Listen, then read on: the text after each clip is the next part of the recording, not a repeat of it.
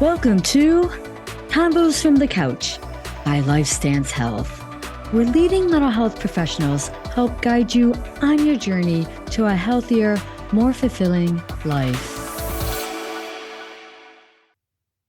Hello, everyone, and welcome back to Combos from the Couch. I'm Nicolette Leanza, and joining me today is LifeStance Practice Group Manager, Bethany McClenahan, and she will be sharing valuable insights about the National Alliance on Mental Illness, or NAMI, and the important work they do in the mental health community. So welcome, Dee. Great to have you on. Thank you so much. It's great to be here. Tell us a little bit about yourself and your various roles within mental health. Sure. So my name is Bethany McClenahan. I go by B here at the office. And first and foremost, I am an individual living with mental health conditions. I have 7 diagnoses, but the 3 that I struggle with the most are bipolar disorder, insomnia, and obsessive compulsive disorder. I am the president of the board of directors for NAMI Greater Kansas City.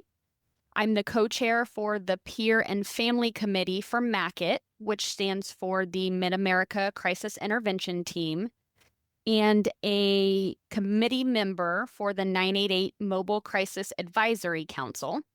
I'm also the practice group manager for LifeStance Health in Kansas. My whole adult life, professionally and volunteering, is mental health. Wow, so many roles you play, so many important roles you play, the work you do with the mental health. I really want to commend you for that. Thank you. It's a lot of work, but it's so fun and it's very rewarding. Good. So what is the focus of the National Alliance on Mental Illness, or NAMI, and what are some resources it provides?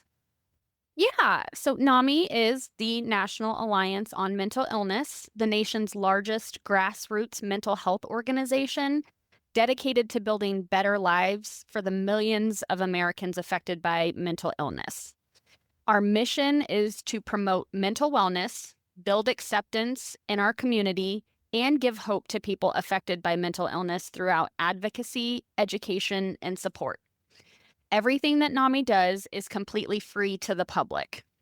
We offer presentations such as In Our Own Voice, which is for individuals living with mental health conditions, and Holding Hope, which is a family member who has a child or a parent that they're a caregiver for who has a mental health condition.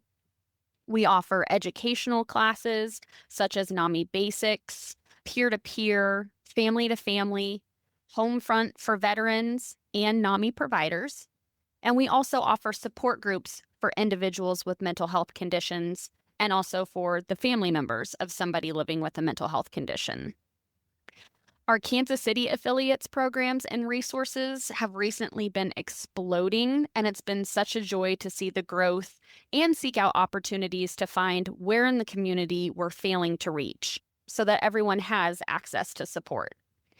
We're a volunteer organization, and every program or presentation that we offer is peer-led, meaning that real people with lived experiences are giving real-world examples to bring hope that recovery is possible.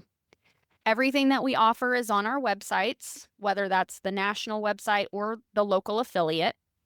I myself am personally an In Our Own Voice and Holding Hope presenter. I'm also a peer-to-peer trainer, and I co-facilitate a virtual support group every single Monday night. Wow, wow, that's so much that, again, that you do, but also what NAMI does. For example, I didn't realize it had a veteran piece of supporting veterans too. Yes. Interesting. And that's so important because our veterans are so underserved. Right. And we're out there in the community just trying to bring them hope that recovery is possible, especially with all of the trauma that they've gone through. We want them to feel supported and that they have that hope. Definitely. What are some of the barriers that can block access to mental health care, and how does NAMI address these issues? Oh, there's so many, but I would say that the biggest barriers are not enough providers, Mhm. which then causes such long wait times to be seen for an initial appointment, and also insurance challenges. There are so few Medicaid providers, and a lot of people don't have the resources to pay a self-pay rate at a private practice. And even if they do, if Medicare or Medicaid were to find out that the person is paying out of pocket, they could lose those benefits. Wow.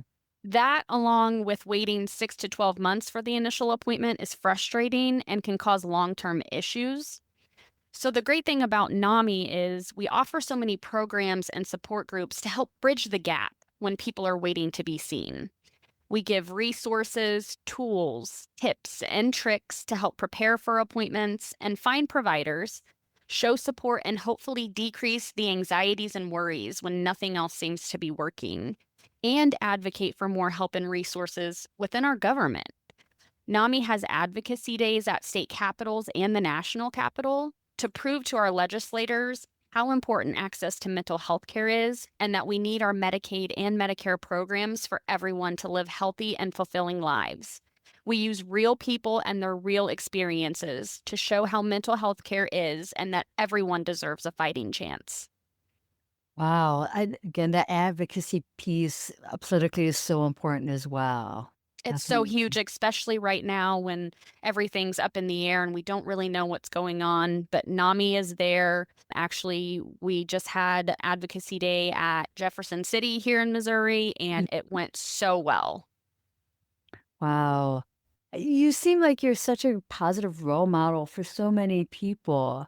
Did you know early on that you were looking to do such good work with the mental health? I didn't. Actually, when I was younger and in my teens, I didn't believe in mental health. I thought that people were using diagnoses as a crutch or as an excuse. And when I took my first role in a mental health care practice, I quickly realized that no, I was completely wrong. And the more I stayed and the more I worked, the more value I found. And I now realize that this is my calling. Love that. Definitely. Definitely seems like it is truly your calling for sure. Yeah. Any other takeaways or insights you would like to share? So many things to say with this, but I think the most important thing to remember is to be adamant and engaged. Prepare yourself and educate yourself and get involved. Organizations like NAMI are always looking for volunteers and people with that lived experience to help grow programs and classes and to also speak to our legislatures to advocate for better and more access. We have email lists that send out templates to send to the government so that nobody has to worry about what to say or how to get it to the correct people. And that's tangible data that organizations can use to prove that the need is there.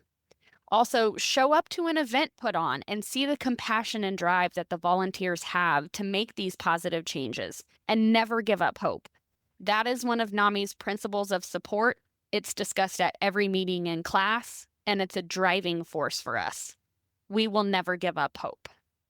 Oh, definitely. So much good work NAMI is doing, so much great work you're doing. Appreciate you as well as NAMI so much and the work you do. Yeah, thank you so much. I'd also like to thank the team behind the podcast, Jason Clayton and Juliana Whitten. Thank you for listening to Converse from the Couch. Take care, everyone.